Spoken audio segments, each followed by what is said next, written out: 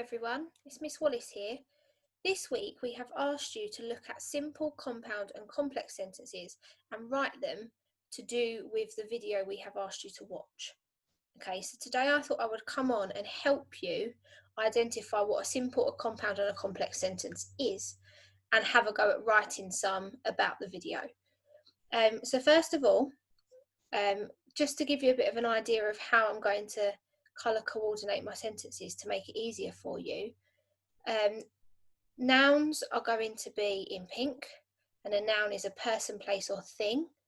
The verbs are going to be in green, and a verb is an action or a doing word. Conjunctions are going to be in purple, and they are a joining word.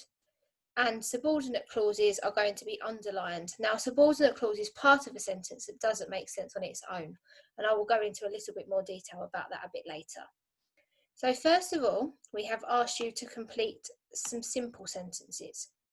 Now, a simple sentence is made up of a noun and a verb. Okay, so it's very simple. It needs to have a capital letter and a full stop with a noun and a verb in it.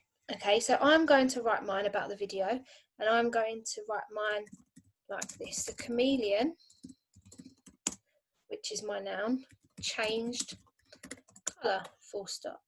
So again, the chameleon needs to be in pink because it is a noun.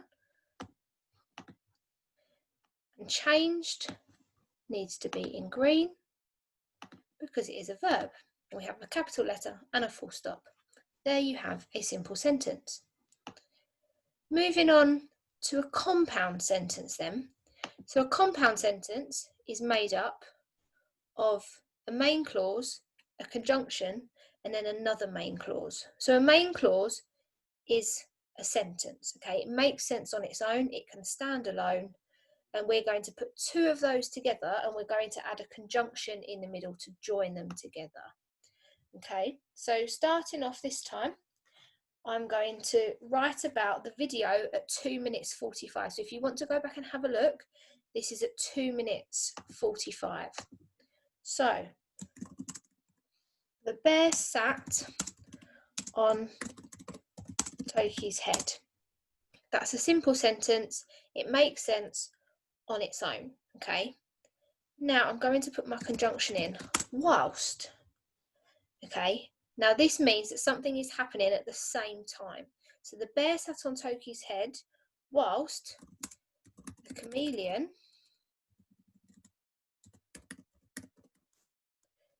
skidded across the branch. Okay, so we've got our nouns are the bear, Toki, chameleon and branch. And our verbs are sat,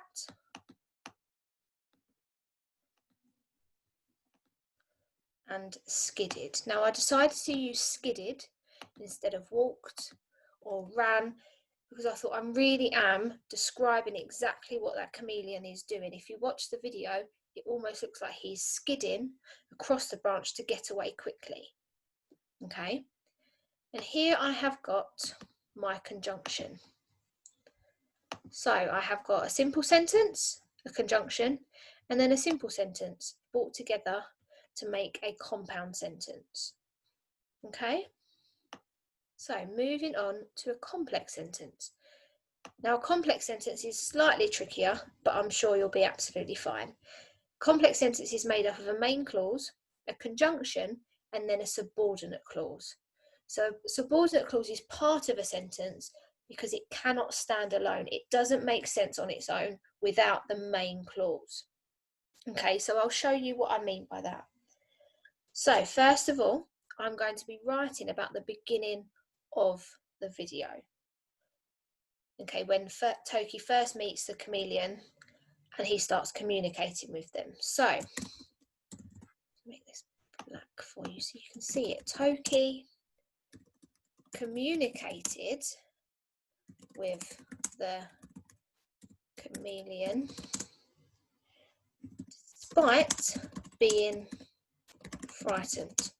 Okay, Now, despite being frightened is my subordinate clause. If I take this main clause away, despite being frightened, it doesn't make sense on its own. Toki communicated with the chameleon does make sense on its own. Okay, so despite there is my conjunction. Being frightened is my subordinate clause. And then we have our main clause here. So we have chameleon and Toki, who are nouns, and then communicated is the verb. Okay, now there's another way to do complex sentences, and I'm going to show you that now. You can switch it around to put the subordinate clause and the conjunction first to mix up your sentences a little bit. So I'm going to use a different sentence now to show you it. Main clause, conjunction, subordinate clause, and then I will rewrite it with conjunction, subordinate clause, and then the main clause. Okay, so this is from 2 minutes 37 of the video. The bird danced in the clearing. Now I've decided to use clearing because it's describing the area that the bird is in. A clearing is an empty space in the middle of a forest where there are no trees. Even though, being my conjunction, there was a risk of being snatched. Okay, even though being my conjunction, there was a risk of being snatched. And then we've got our nouns, danced being our verb. Okay, now I'm going to switch this round so you can see. Even though there was a risk of being snatched, comma,